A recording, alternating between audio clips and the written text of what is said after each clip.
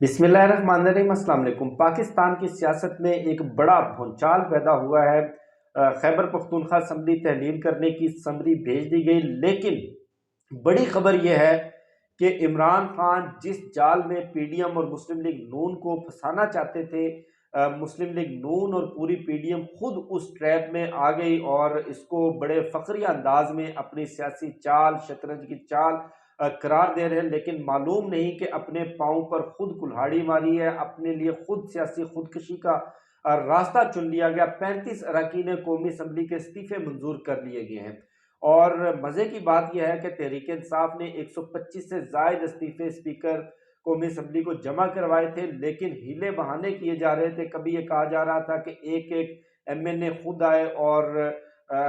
तस्दीक करे अपने इस्तीफे की। कभी ये कहा जा रहा था कि मेरे पास वक्त नहीं है। तहरीक इंसाफ के जो मुस्तैफी अरकान कौमी असम्बली हैं उनके इस्तीफों की तस्दीक के लिए अचानक स्पीकर कौमी असम्बली उठे और ख्वाब गफलत से बेदार हुए और एकदम 35 अरकान कौमी असम्बली के उन्होंने इस्तीफे मंजूर कर लिए। और मजे की बात यह है कि तमाम तर इस्तीफे पीटीआई के मरकजी रहनुमाओं के हैं। अब सवाल यह है कि अचानक से ये इस्तीफे क्यों मंजूर किए गए। ये कहना पड़ेगा कि इमरान खान जिस जाल में लाकर फंसाना चाहते थे, जिस ट्रैप में लाना चाहते थे, उनकी चाल चलने से पहले ही एक बयान से, सिर्फ एक बयान की मदद से पीडीएम खुद उस जाल में आन फंसी। इमरान खान ने कहा कि मैं कौमी असम्बली में वापस आना चाहता हूं या वापस आ रहा हूं या वापस हम आ सकते हैं, और जवाब ये दिया कि चूंकि अबूरी हुकूमत के लिए अपोजिशन लीडर और हुकूमत के दरमियान मुशावरत होती है, तो हम नहीं चाहते कि राजा रियाज के साथ वो मुशावरत करके निगरान वजीर आजम का तकर्रुर कर लें। इसलिए हम कौमी असम्बली में वापस आकर अपना अपोजिशन लीडर मुंतखब करेंगे और निगरान हुकूमत के जो मुशावरत है उस मुशावरत का हिस्सा बनेंगे। दूसरी जानिब मुस्लिम लीग नून को यह भी खतरा था कि अगर पाकिस्तान तहरीक इंसाफ कौमी असम्बली में वापस आई और वापस आकर एतमाद का वोट लेने का कह दिया सदर पाकिस्तान ने वजीर आजम शहबाज शरीफ को, तो उसके बाद चूंकि इनकी पंजाब के अंदर हालत बड़ी खस्ता है, हालत बड़ी पतली है, 5 से 6 अरकान कौमी असम्बली का कहा जा रहा था, लेकिन अब बड़ी खबर यह सामने आई है कि 20 एमएनए मुस्लिम लीग नून के वो पाकिस्तान तहरीक इंसाफ से राब्ते में हैं और उनको टिकट की यकीन दहानी करवा दी गई है। और उन्होंने भी जवाब में ये यकीन दहानी करवाई कि अगर एतमाद का वोट लेने का कहा जाएगा तो हम शहबाज शरीफ को, मुस्लिम लीग नून को, पीडीएम को एतमाद का वोट नहीं देंगे, हम गैर हाजिर हो जाएंगे, चाहे इसके लिए हमें डी सीट ही क्यों ना कर दिया जाए। अब ये बड़ी सादा सी कैलकुलेशन है कि एक ऐसी असम्बली जिसकी जो मुद्दत है वो गैर यकीनी का शिकार है, उसके बारे में मालूम नहीं कि वो 2 माह रहती है, 4 माह रहती है, 5 माह रहती है। दूसरी तरफ पंजाब के अंदर जो पंजाब की सूबाई असम्बली है वहां पर इलेक्शन होने जा रहे हैं। आपको भी मालूम होगा कि पंजाब में जो जोड़ तोड़ होता है वो एक एमएनए के अंडर 2 एमपीएस। अब पंजाब में तो कोई टिकट लेने को ही तैयार नहीं, क्योंकि ना मियाँ साहब, चूंकि उनकी क्लच प्लेटों का मसला है और इलेक्शन के नाम से उनकी जो प्लेटलेट्स हैं ऊपर नीचे होते हैं, उनकी किडनीज में हार्ट अटैक होता है, हाथों पे रेशा तारी हो जाता है, जुबान में लकनत, माथे पर पसीने, कदम डगमगाते हैं और अजीबोगरीब हालत हो जाती है। मरियम नवाज जो कहा जाता था कि वो क्राउड पुलर हैं, वो बड़ा इम्पैक्ट क्रिएट करती है। तमाम तर इम्पैक्ट और तमाम तर छोटी बड़ी सर्जरियां,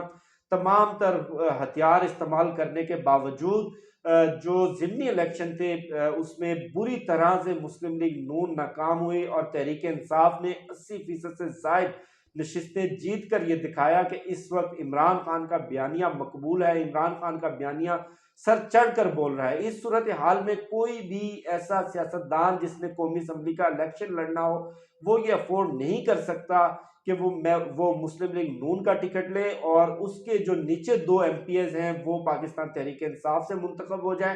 तो एक ये भी बहुत बड़ी वजह थी। अब जो नून लीग का जो इशू था, नून लीग का इशू ये था कि अगर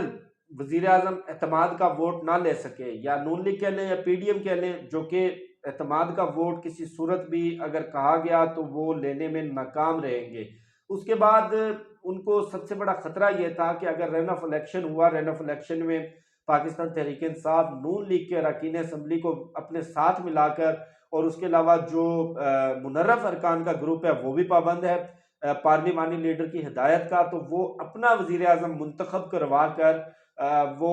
असम्बली को तहलील कर देंगे और जनरल इलेक्शन की तरफ जाएंगे। या उनको सबसे बड़ा खतरा ये था कि अगर एतमाद का वोट लेने का कहा गया तो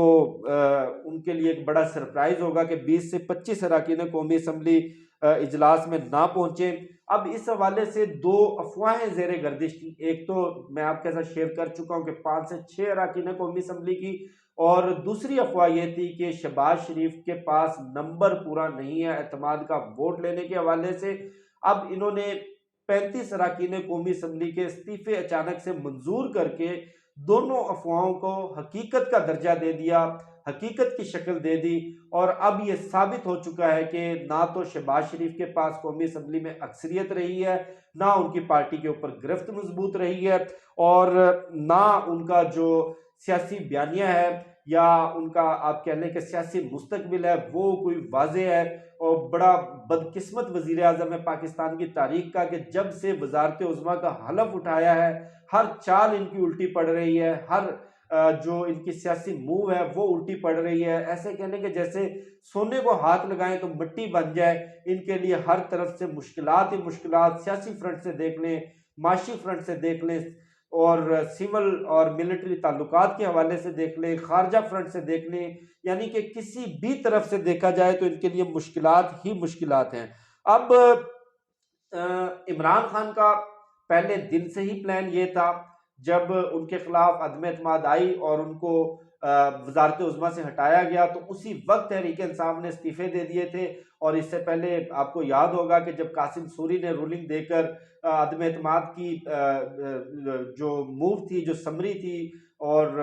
उसको उड़ाया था, उस वक्त भी कौमी असम्बली को तहलील करके पाकिस्तान तहरीक इंसाफ आम इंतखाबात में जाना चाहती थी। कौमी असम्बली से इस्तीफे देने का मकसद भी यही था कि जनरल इलेक्शन की तरफ जाया जाए, और उसके बाद पंजाब और केपी असम्बली तहलील की गई। उसके उस वक्त भी मकसद यही था कि इनके ऊपर दबाव बढ़ाया जाए, इनके ऊपर इम्पैक्ट डाला जाए, इनको मजबूर किया जाए कि खुद ये मजबूर होकर आम इंतखाबात की तरफ जाएं। अब 35 अरकान कौमी असम्बली के इस्तीफे मंजूर करते हुए हमाकत इनसे ये हुई कि जनाब आप ये भी कर सकते थे कि चूंकि पंजाब और केपी असम्बली तहलील हो गई है तो पंजाब और केपी के जो अरकान कौमी असम्बली थे आप उनके इस्तीफे मंजूर कर लेते, बाकी जो सूबे हैं सूबों से मुंतखब जो पीटीआई के अरकान असम्बली हैं उनके इस्तीफे छोड़ देते। अब तमाम सूबों के अंदर बलोचिस्तान, सिंध, पंजाब और केपी के में कौमी असम्बली के भी ज़िमनी इंतखाबात होंगे, 2 सूबाई असम्बलियों के भी ज़िमनी इंतखाबात होंगे, तो जनरल इलेक्शन का माहौल तो खुद ही बन जाएगा। और उसके साथ साथ दूसरा बड़ा ब्लंडर इनसे ये हुआ कि जो इस्तीफे मंजूर करने के बाद होना तो ये चाहिए था कि आप ऐलान करते कि हम अपना तमाम तर जो सियासी बयानिया है, तमाम तर जो सियासी कुव्वत है, तमाम तर जो हमारा सियासी इत्तेहाद है उसके साथ इमरान खान का मुकाबला करेंगे इन ज़िमनी इंतखाबात में। लेकिन मौलाना फजलुर रहमान साहब जो कि पीडीएम के सरबराह हैं वो आकर फरमाते हैं कि इन 35 कौमी असम्बली की खाली नशिस्तों पर जो ज़िमनी इलेक्शन होगा उसमें हम तहरीक इंसाफ का मुकाबला नहीं करेंगे, हम अपना उम्मीदवार खड़ा नहीं करेंगे, और वजह बाद में बताई जाएगी। मेरे लिए तो बड़ा अनोखा है कि फैसला पहले कर लिया गया, वजह बाद में बताई जाएगी। और असद उमर ने और पीटीआई ने, असद उमर ने ये वैसे डिस्क्लोज किया, बड़ा छक्का मारा है और ऐलान ये किया है कि तमाम 35 कौमी असम्बली की नशिस्तों पर इमरान खान खुद उम्मीदवार होंगे और ये तमाम की तमाम नशिस्तें जीत कर हम वापस आएंगे और वापस आकर ये नशिस्तें दोबारा से खाली कर दी जाएंगी। अब चूंकि प्लान वाजे हो चुका है और तमाम तर जो सियासी मैदान है, सियासी चालें हैं, वो अपनी अपनी कह लें कि चली जा चुकी हैं और सियासी हिकमत अमली मुरतब की जा चुकी है। और इस हवाले से जो असद उमर साहब हैं वो वाजे बता चुके हैं कि हम कौमी असम्बली में वापस जा रहे हैं। वापस जाने का मतलब ये नहीं है कि हम किसी वोटिंग में हिस्सा लें या वहाँ पर हम जाके हाजिरियाँ लगाएं या कौमी असम्बली के इजलास का या कौमी असम्बली की प्रोसीडिंग का हिस्सा बने। हम जाएंगे, जाकर वहाँ पर स्पीकर को दरख्वास्त देंगे कि चूंकि हम वापस आ गए हैं और ये हमारा राइट बनता है कि जो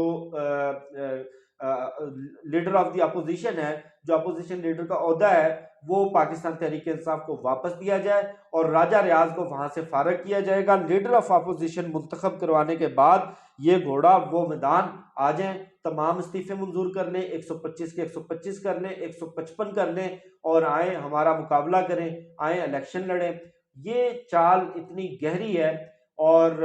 आप कह लें कि इतना एक इंटरेस्टिंग मूव है। वैसे कहते थे कि सियासत के सबसे बड़े खड़पैंच हम हैं, सियासत के सबसे बड़े खिलाड़ी हम हैं, हमारे पास 40 साल का तजर्बा है, लेकिन इमरान खान अपनी जख्मी टांग टांग के साथ वहां पर जमान पार्क में बैठा है और वो सियासी चालें चल रहा है और ये सारे इमाम सियासत, बड़े बड़े खड़पैंच, इमरान खान कोई सियासी मूव चलता है और ये सारे के सारे रद्द-ए-अमल की सियासत में लग जाते हैं, उसका जवाब देते हैं या उसके रद्द-ए-अमल में कोई ना कोई जवाबी चाल चलते हैं और इंतहाई ढिठाई और बेशर्मी के साथ कहते हैं कि शतरंज की बसात के ऊपर हमने ये चाल चली है और किसी को इस पर एतराज नहीं होना चाहिए। एतराज तो वाकई नहीं होना चाहिए। ये तो ऐसा है कि जैसे शहबाज शरीफ ने खुद अपनी हुकूमत को 2-3 माह की एक्सटेंशन दे दी हो, लेकिन अल्टीमेटली तो इनको जनरल इलेक्शन में जाना पड़ेगा। इखलाकी जवाब ये लोग खो चुके हैं, कानूनी जवाब ये लोग खो चुके हैं और जैसे ही केपी असम्बली और पंजाब असम्बली के अंदर निगरान हुकूमत का जो फाइनल होगा सेटअप, उसके बाद इनके ऊपर अंदरूनी दबाव आएगा और जिन अरकान कौमी असम्बली की या कह लें मुनर्रफ अरकान की जो मुस्लिम लीग नून से हैं, उनकी इमरान खान के साथ मुलाकात होगी तो खुद इनको अपने पाँव तले से ज़मीन सरकती हुई महसूस हुई, तो ये खुद ब खुद जनरल इलेक्शन की तरफ जाएंगे। और खबर यह है कि अप्रैल के दूसरे हफ्ते में या मार्च के तीसरे हफ्ते तक आम इंतखाबात हो सकते हैं और फरवरी से पहले पहले शहबाज शरीफ की हुकूमत सलट जाएगी और जो निगरान हुकूमत है वफाक में वो आ जाएगी। इस हवाले से मज़ीद कुछ अपडेट्स और मज़ीद कुछ चीज़ें मैं आपके साथ इंशाल्लाह नेक्स्ट वीडियो में शेयर करूँगा। मुझे शफ़क़त अली को दीजिए इजाज़त, इंशाल्लाह आपसे फिर नेक्स्ट वीडियो में होती है मुलाकात। अल्लाह हाफ़िज़।